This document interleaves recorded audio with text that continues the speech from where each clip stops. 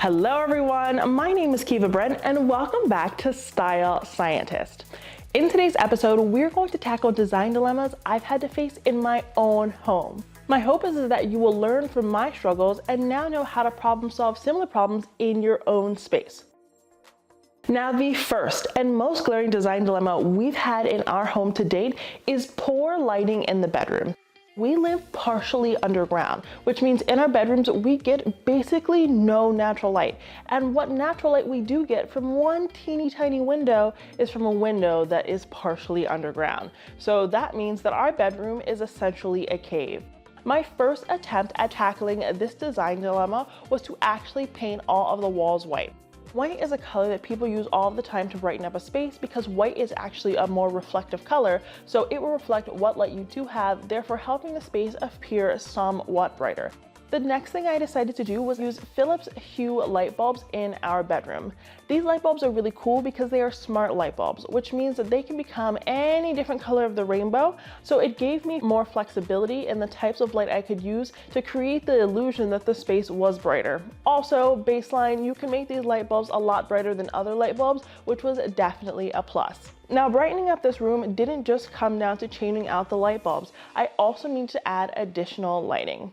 The first type of lighting that I added was actually end of bed lighting. We have a seating area at the base of our bed and I added 2 task lamps over top of each one.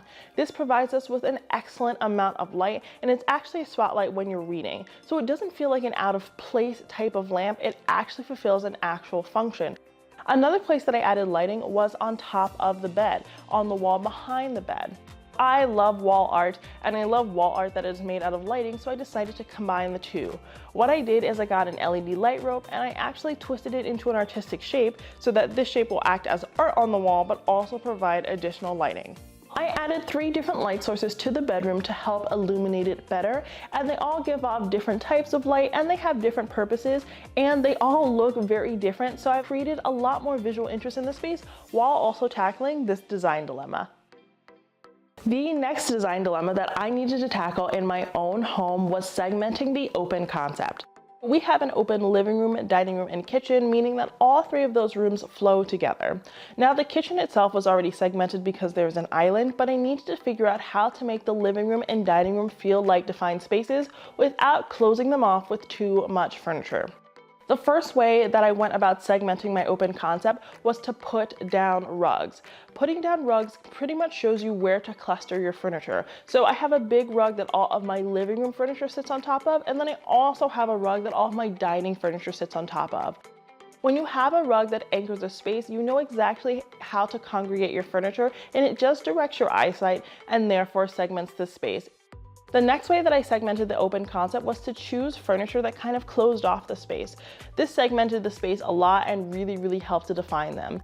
Now, not only did I use a big sectional to segment the space, but I also used a massive arched floor lamp. This floor lamp takes up a lot of space, not only visually, but also in terms of height. So this was a great piece that defined the space because you're like, okay, this is the living room because this light exists solely over the living room and you don't have that in the dining room. So again, it was just another visual anchor, quite like the rugs.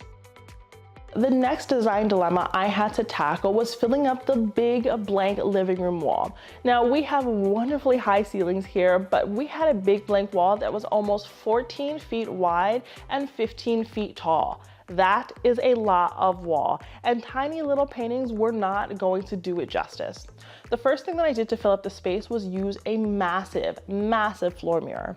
Now, I always tell you guys not to put a floor mirror in a place where it will reflect clutter, but I actually did the opposite. I wanted to place a mirror in a place that would actually reflect furniture, decor, all of that, so that it would make that wall feel like it was actually filled up with stuff without me actually having to fill it up with anything.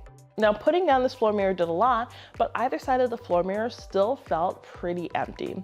So what I did then is I found massive art pieces and I actually added picture lights above these pieces of art.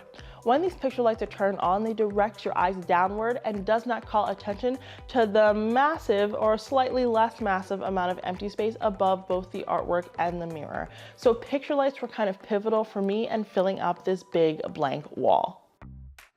Now this next design dilemma is one that we can all relate to, the exposed electrical cord. Nothing makes me more upset than seeing an electrical cord out of place and, better yet, tripping over one. The first way that I tackled this design dilemma was to actually run my electrical cords underneath my furniture. Really figuring out your cords requires a lot of planning and a lot of time, but once you do it, you never have to do it again. So what I decided to do was be really strategic with my placement of lighting and just putting them in close proximity to chairs and sofas and rugs so that I could run the wires underneath so that I wouldn't have to look at them. Now, once I ran all of the wires underneath the furniture, I also put them all on smart plugs so that I can use my phone to turn them on and out without ever having to plug something in and out of the wall ever again. Another thing that I did is I used decorative baskets for my cords, and I just placed them where cords would go. So I put them on the sides of my sofa and on my bed so that it looks like it's a decorative accent, but it's actually hiding all of those cords in that basket. I am a lover of faux trees. I just can't keep anything alive. So I use a lot of faux florals. And something I've struggled with all the time is making my faux trees look realistic. The first thing you want to do is fluff those branches. Fluff them, turn the leaves, make them look fuller. And you don't want to fluff everything in the same direction. You have to remember that in nature, plants grow in different directions depending upon nutrients and sunlight and things like that. So you want branches to go every which way, not just up. The next way to make your faux tree look more realistic is to actually put it in a planter. Now, if your faux tree is too small, which happens all the time, I want you to put recycling and extra stuff you have in your home in that planter so that the plant itself does not move around. You want it to be stable and you don't want that tree to fall. I know you're like, Kiva, why are we using recycling? Because it's the most sustainable way to do it.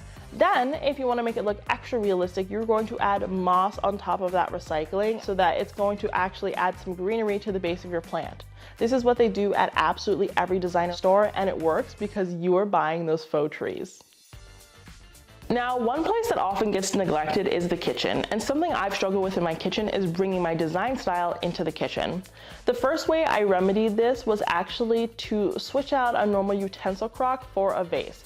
This was a great way to get normal house decor into the kitchen. And for me, it didn't need to be food safe because I'm not putting the utensils face down, so the part that I cook with was never going to come in contact with the vase. Over time, I also swapped out all of my cookware so that my cookware was kind of color coordinated with the rest of my home. I also decided to add decor on trays in my kitchen. I put my modern decor on this tray, so it's really easy to pick up the tray and move it and put it on the floor or somewhere else when I need access to that countertop.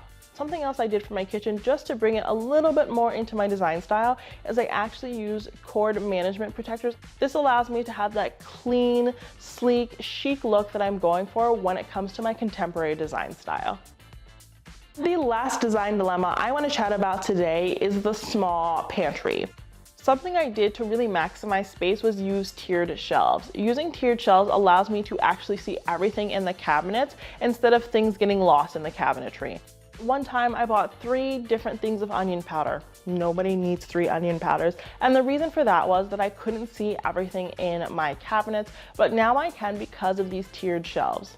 To also remedy the problem of not being able to see everything and therefore overbuying, I also started putting all of my goods in clear containers. These clear containers allow me to see everything that I have. This has really cut down on my unnecessary buying of items at the grocery store.